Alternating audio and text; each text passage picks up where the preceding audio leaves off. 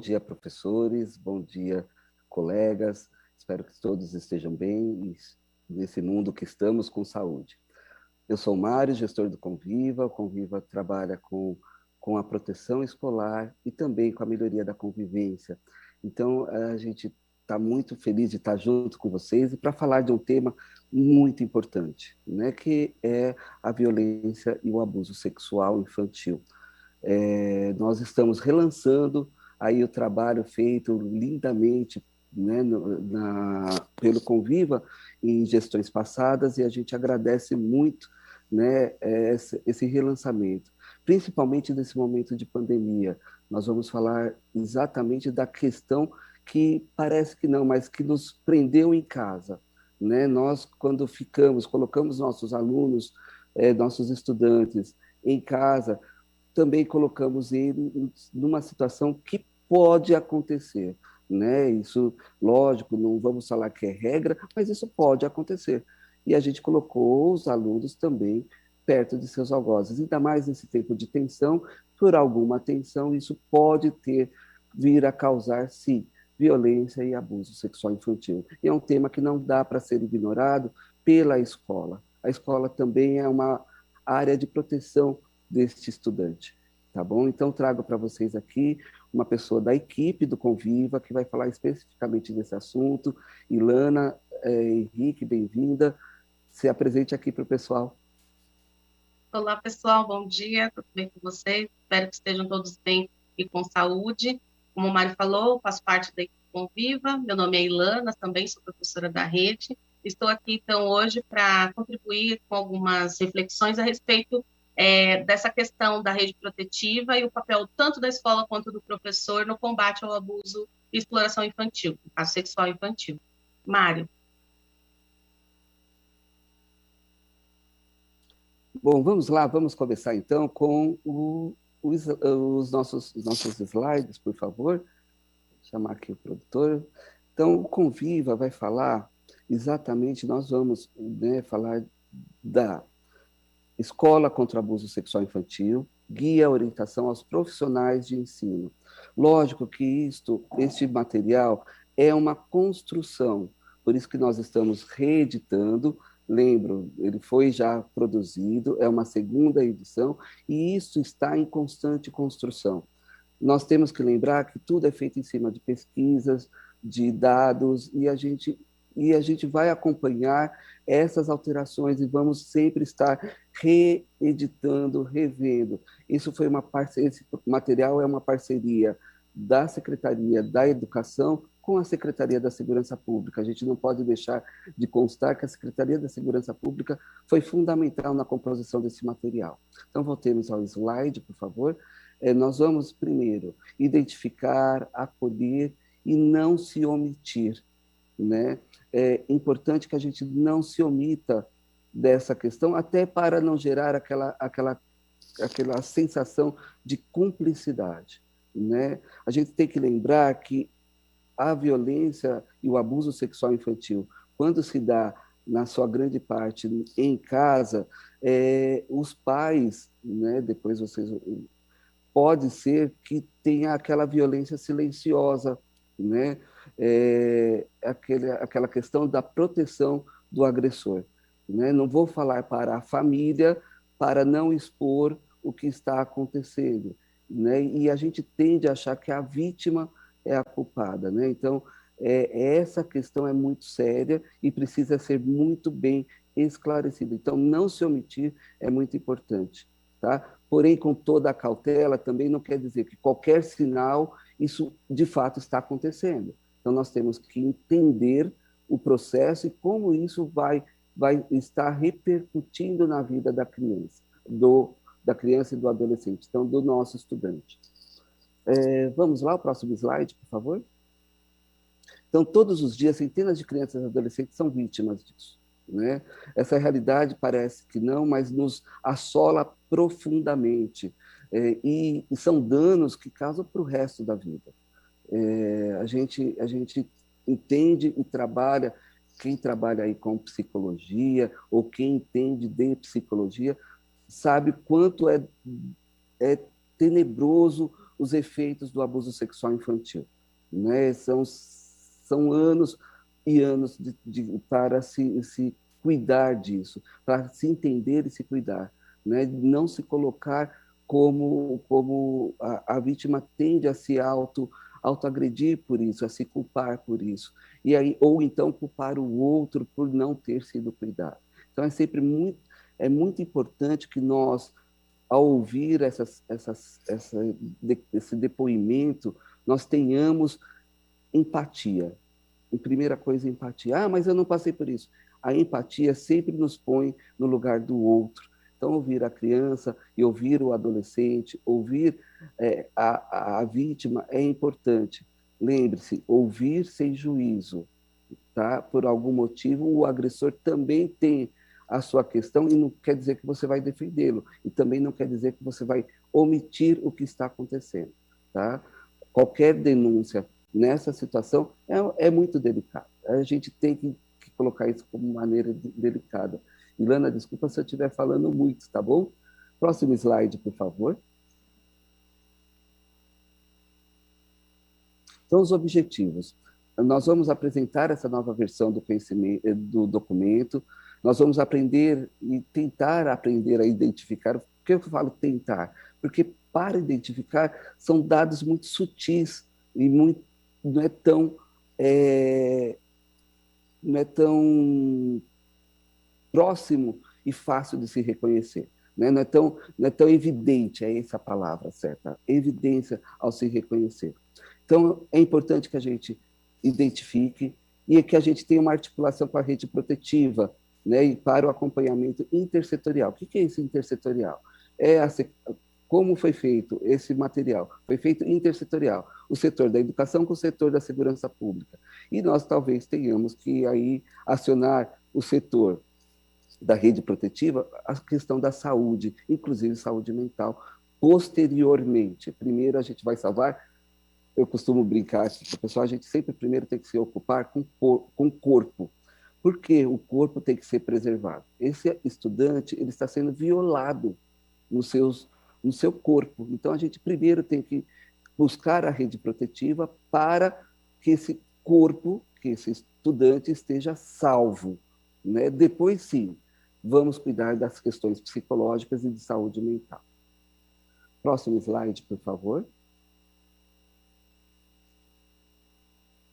Bom, eu vou passar a palavra para a Ilana, para que ela, então, comece a conversar com a gente sobre essa questão, né, que é tão evidente, aí, que vai trazer, com esse retorno às aulas, vai nos trazer, tá bom? Muita informação. Vamos lá, Ilana? Vamos. Bom, Mário, dando continuidade, então, à sua fala, é importante que nós, enquanto educadores, professores, nós saibamos lidar com essas situações de violência. Não significa que nós vamos fazer o papel de investigador ou de delegado de polícia, se colocar à frente, de repente, até numa situação também que possa gerar uma violência, vamos dizer assim, indireta, né, a nós mesmos. Colocar nossa família em risco. Não é nada disso. A escola faz parte da rede protetiva e, como parte da rede, ela tem um papel fundamental. Porque a criança, ela passa, muitas vezes, ainda mais agora que a gente tem as escolas de período integral, a criança passa muitas horas dentro do ambiente escolar e talvez, por tanto tempo naquele ambiente, por ter contato com outras crianças ou jovens, no caso, a mesma faixa etária, por ter essa aproximação com alguém que passe segurança, no caso do professor, uma identificação ou coisa do gênero, eles se sintam um pouco mais confortáveis para abrir situações que, de repente, geram um desconforto e que, no âmbito familiar, não cabem ser discutidas ou serem apresentadas justamente porque é o próprio ambiente que desfavorece essa segurança individual e pessoal. Então, como a gente vê aí, a escola pode ser um ambiente que auxilia as crianças e adolescentes vítimas de abuso sexual a revelarem espontaneamente. E aí tem a grande questão. O revelar o abuso, geralmente não, com certeza não vai apagar os efeitos que aquele abuso gerou fisicamente, psicologicamente nessa criança. E mexe com a gente, né? Porque os adultos um dia foram crianças. E se você parar para pensar, com certeza alguém conhece alguém que sofreu alguma situação de vulnerabilidade entre tantas violências assexual, né? E aí a gente tem, então, o papel, enquanto escola, de fornecer esse ambiente seguro, não só falando da questão física, um prédio que tenha controle de entrada e de saída, que tenha lá os extintores de incêndio em dia, não só isso, mas que seja um ambiente em que a pessoa se sinta acolhida o suficiente para poder verbalizar aquilo que está te ferindo. Então, o professor, ele não vai, de maneira nenhuma, pegar essa responsabilidade para si como se fosse um salvador da pátria. Mas é uma questão até de cidadania. E o Estatuto da Criança e do Adolescente estabelece que a gente precisa ter essa conexão com a rede protetiva. Aí, quando eu falo a gente, eu falo da educação. A escola, ela está no meio de tudo.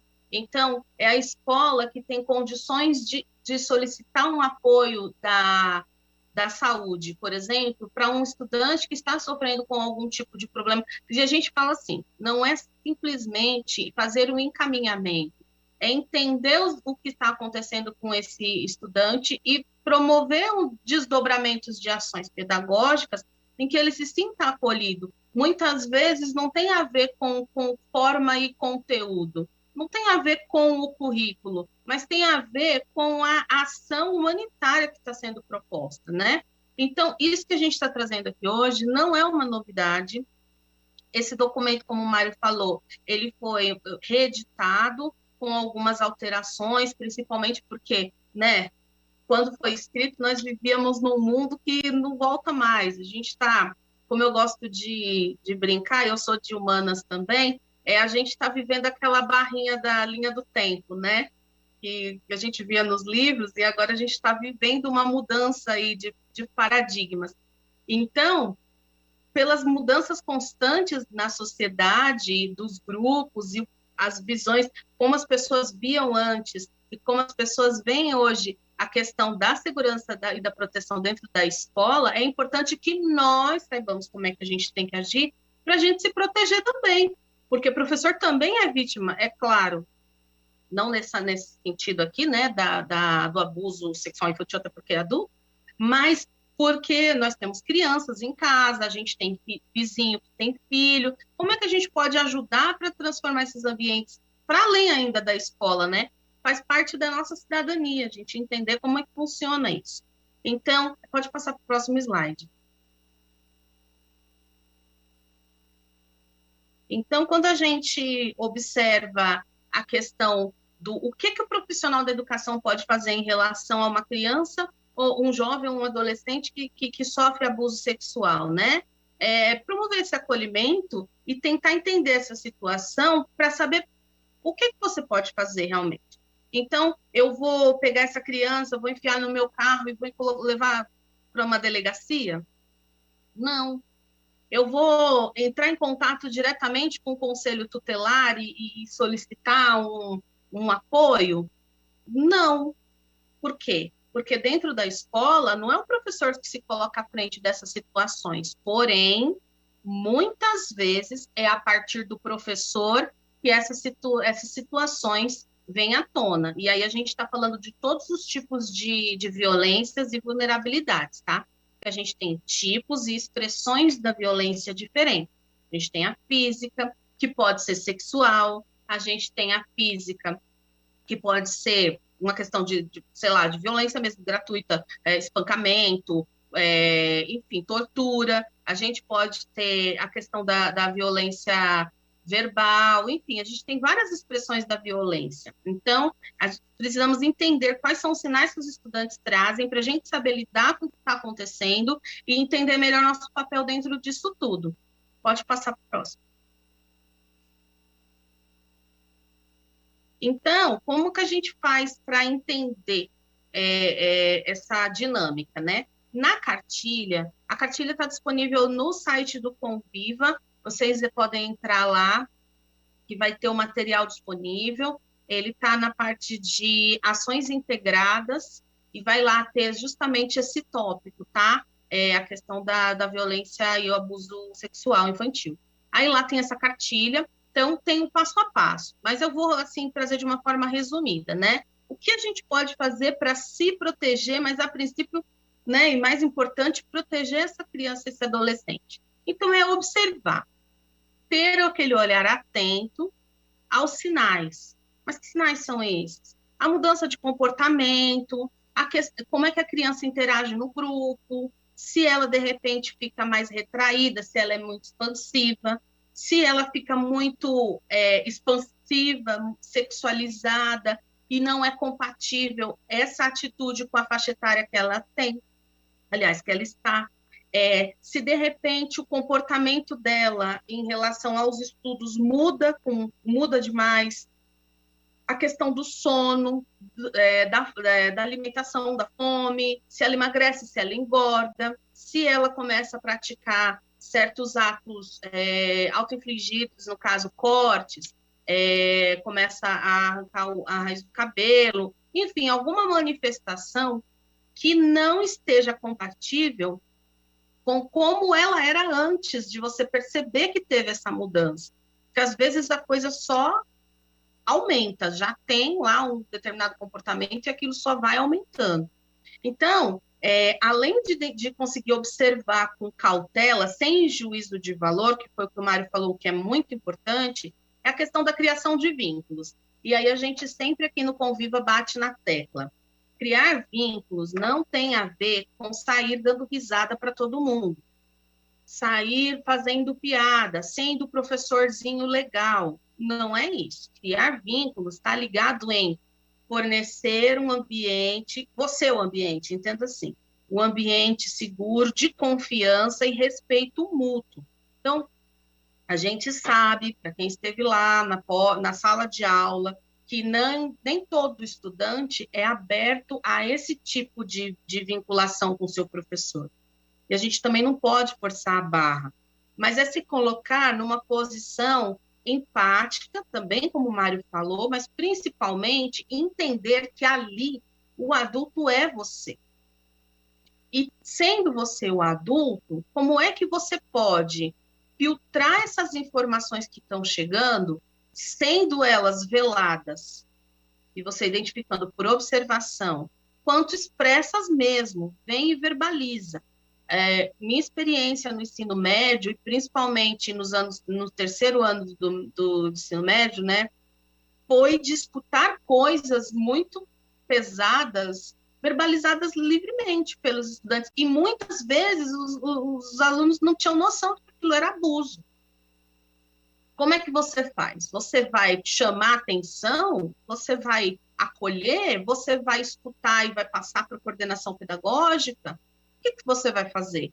Mas, a princípio, é observar e, na criação de vínculos, pensar, será que isso daqui é resultado de uma possível violência sexual, de um possível abuso? Ou será que isso daqui é uma manifestação da própria personalidade desse estudante?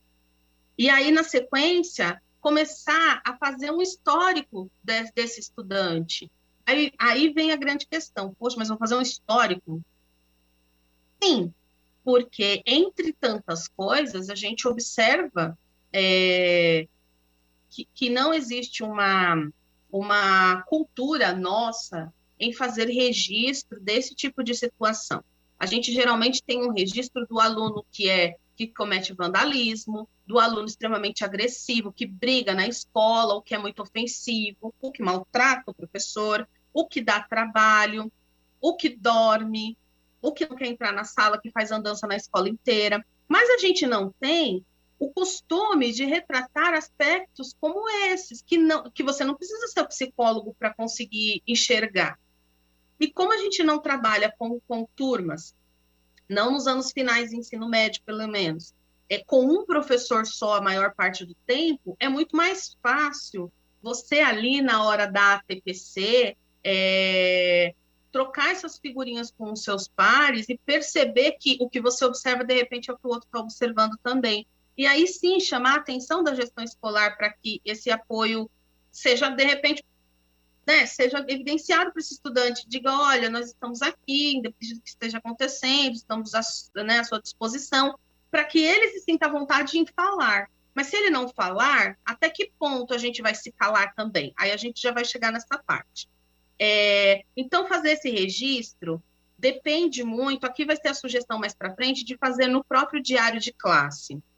Eu nunca fiz no diário de classe, mas sempre repassei a gestão escolar. Então, vai depender muito da sua unidade escolar. Mas uma coisa que é importante uma vez que você já vem percebendo, de qualquer forma, se é dentro da sua sala, é importante você fazer o seu registro, tá? E conversar com o estudante. Então, sempre uma conversa clara, objetiva, sem alterações, sem oscilações de humor, principalmente em que você mais escuta do que fala, no caso de uma situação que é verbalizada, onde a estudante ou o estudante vem e realmente ele relata situações.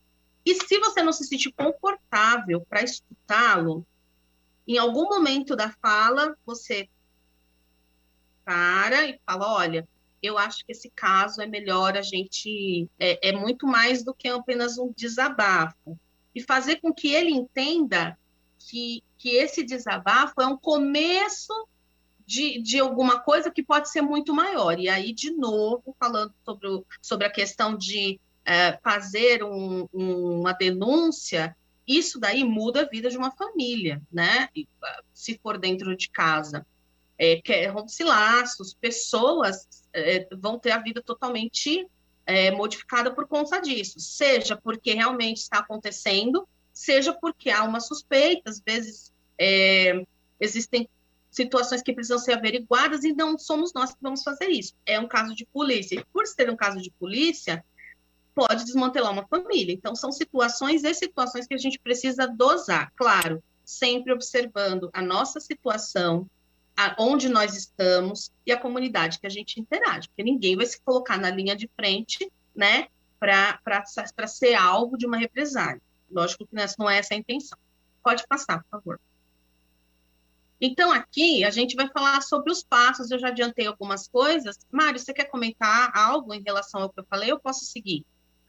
Não, Ilana, está ótimo, o pessoal está gostando, estou vendo aqui o chat enquanto você está falando, o pessoal está gostando, tem muita questão que nós já vamos começar a falar sobre o que eles estão levantando aqui, está bem interessante, estou achando o chat, as discussões fantásticas, tá bom? Pode continuar.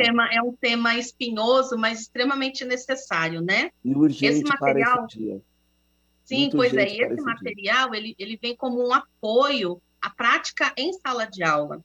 Mas existem coisas que eu, particularmente, a gente já conversou, inclusive, né, Mário, sobre a necessidade da gente passar a seara para a gestão escolar, por uma série de questões que a gente já vai falar daqui a pouco. Então, vamos lá. Como eu disse, fazer o registro. Então, tudo você observou, percebeu que tem alguma coisa que não está batendo, que está diferente, não faz muito sentido de ser expressado por aquela criança, aquele adolescente, aquele jovem, dentro daquela situação, eu, Ilana, indico que você tenha uma troca de figurinhas com os outros professores da mesma turma.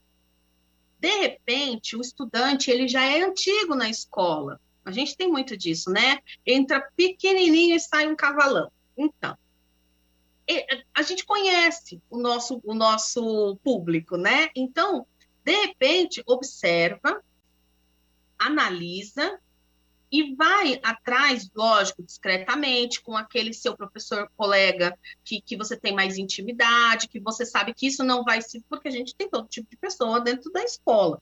Tem professores que são discretos, sim, tem professores que já não são tão discretos assim. Então, quem você confia mais... É uma questão de perfil, não tem nada a ver com ser bom profissional ou mau profissional, tá? Não estou questionando isso. Estou falando uma questão de perfil. Tem pessoas que são mais ou menos discretas. Então, aquela pessoa que você tem uma afinidade maior, que também dá aula nessa turma, aí você vai lá, questiona, não, fulano, o que você acha desse comportamento?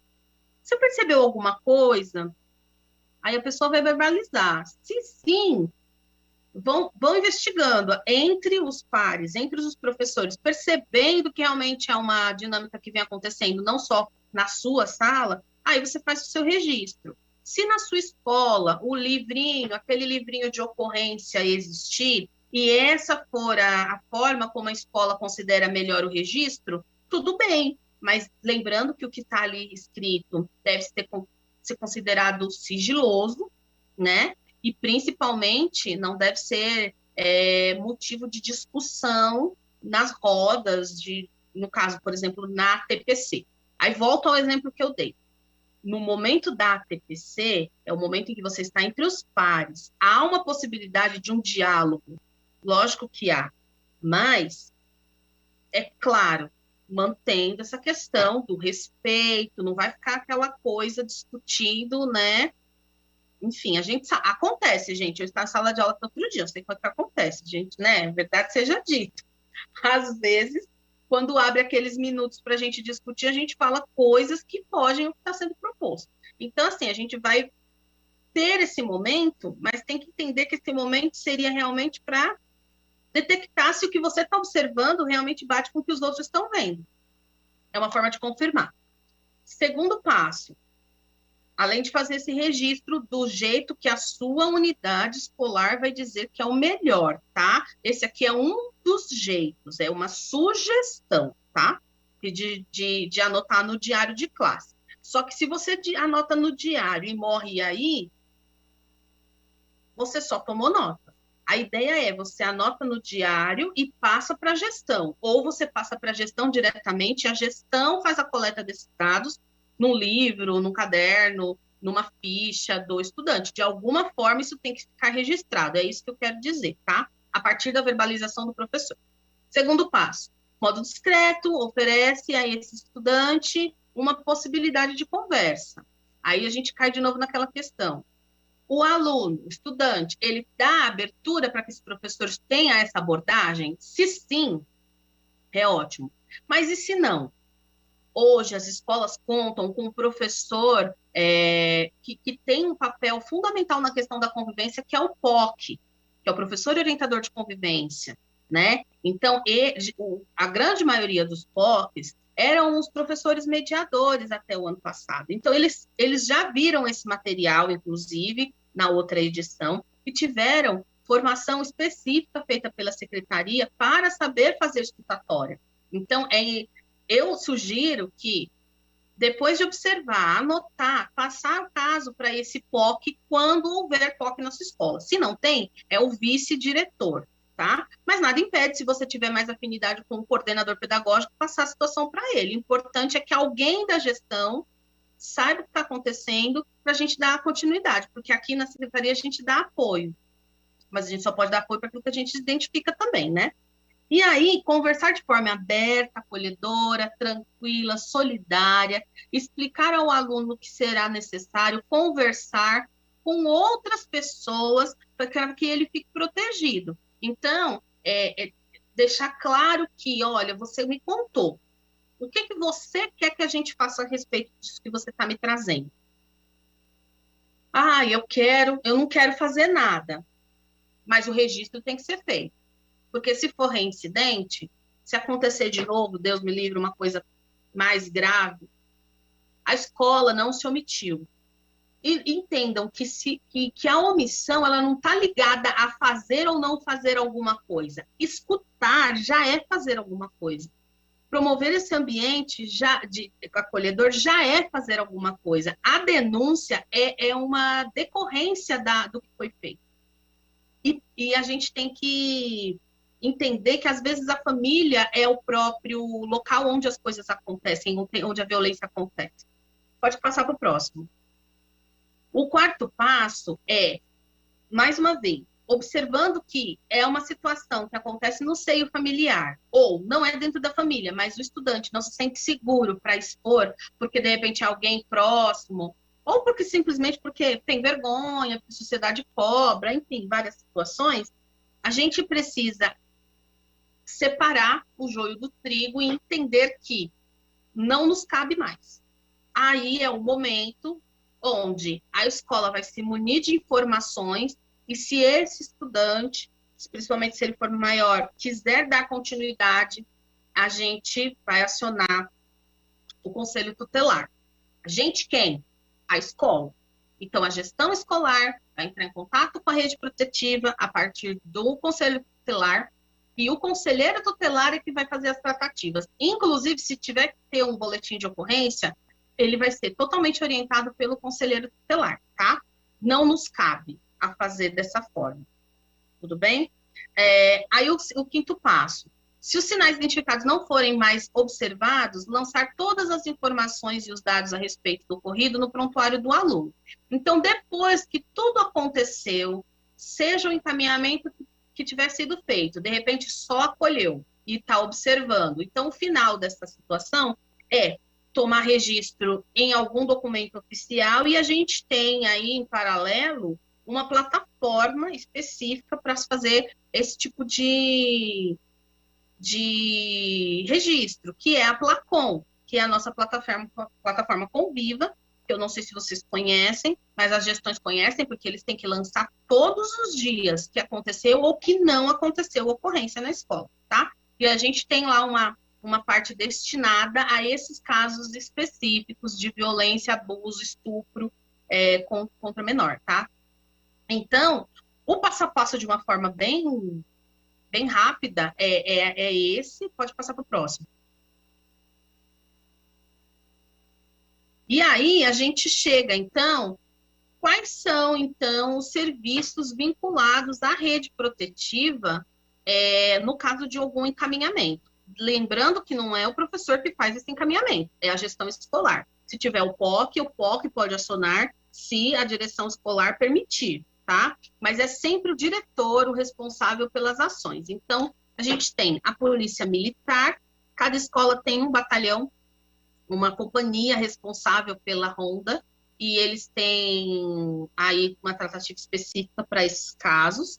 A gente tem Polícia Civil, que faz a parte de investigação, a gente tem SAMU também, então tem os contatos aí, Corpo de Bombeiro, mas também é interessante que a unidade escolar, e aí isso é um projeto que a gente tem, em fortalecer e dar formação aos POCs e aos vice-diretores, para que eles façam o mapeamento da sua rede local. Então, por exemplo, eu moro na Zona Leste, mas eu não posso considerar que todas as delegacias da Zona Leste são a minha área de apoio. Eu tenho que pensar de onde eu estou, ou onde eu trabalho, no caso, a escola que eu trabalho, quais são os equipamentos públicos de segurança, saúde,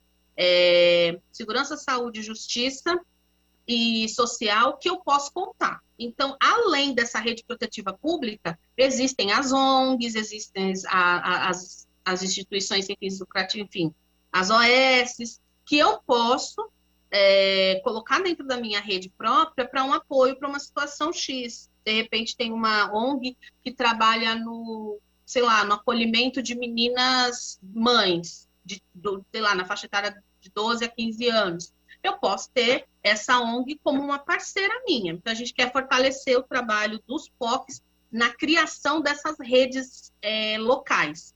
Porque nada melhor do que quem está inserido no ambiente para entender como é que as coisas acontecem. Aí a gente tem o Conviva, que somos nós. Esse Conviva aí é o Conviva Central, que tem a equipe que o Mário aí é o gestor, eu faço parte desde que vocês já conhecem e tudo mais. A gente tem o Disque Denúncia, que você pode fazer denúncia de todos os tipos lá, tem um certinho como é que você faz cada uma. Tem o Disque 100, que também é denúncia, né? E a gente tem o Sistema de Informações para a Infância e Juventude, que é um sistema integrado, e ele não tem necessariamente um contato, mas ele vai captar esses dados e vai transformar isso em uma estatística, para a gente conseguir entender como é que esses movimentos acontecem.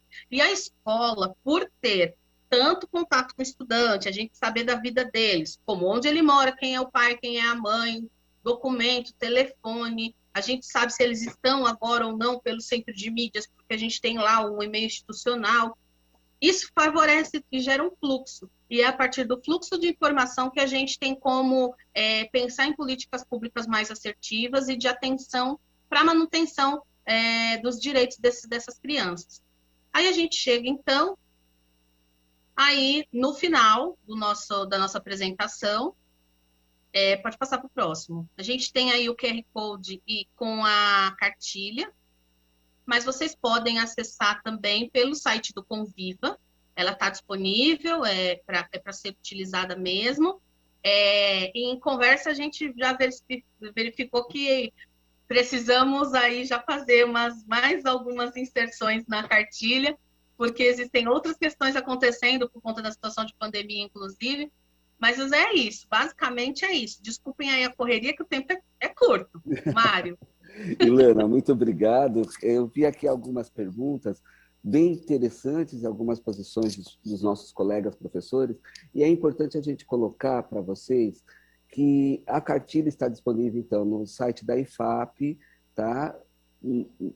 /Conviva SP, está à disposição de vocês, nós também nos colocamos à disposição, e para os professores que ainda não sabem, toda a escola estadual tem o serviço de psicologia à disposição. São psicólogos virtuais que atendem a escola para orientação coletiva, inclusive dessas situações de violência e abuso. Então, a direção da escola agenda com um psicólogo e é orientada a como cuidar desses assuntos. É importante que vocês saibam, professores, vocês têm essa ferramenta à disposição de vocês. Não é só para questões de violência, mas para qualquer questão de acolhimento, de habilidades e competências socioemocionais, questões pedagógicas com seus alunos. Os psicólogos da educação estão à disposição de vocês. É um serviço que está disponível para toda a escola estadual. Então, um grande abraço, quero agradecer a presença de todos e nos vemos em breve. Até lá. Tchau, tchau. Tchau, tchau, pessoal.